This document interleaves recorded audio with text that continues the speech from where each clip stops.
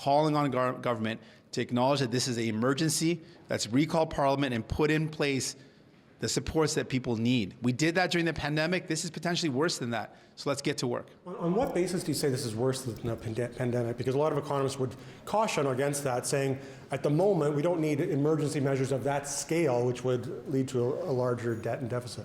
Well, that's why I'm calling for EI measures to be improved, not the direct payments that we saw during the pandemic, but the scope and scale of the 25% tariff on our economy when the majority of what we produce, the majority of what we sell goes to the United States, and all of that potentially being shut down because it costs too much is the gravity of that could be far more than the pandemic. There are items that we produce in terms of steel and aluminum.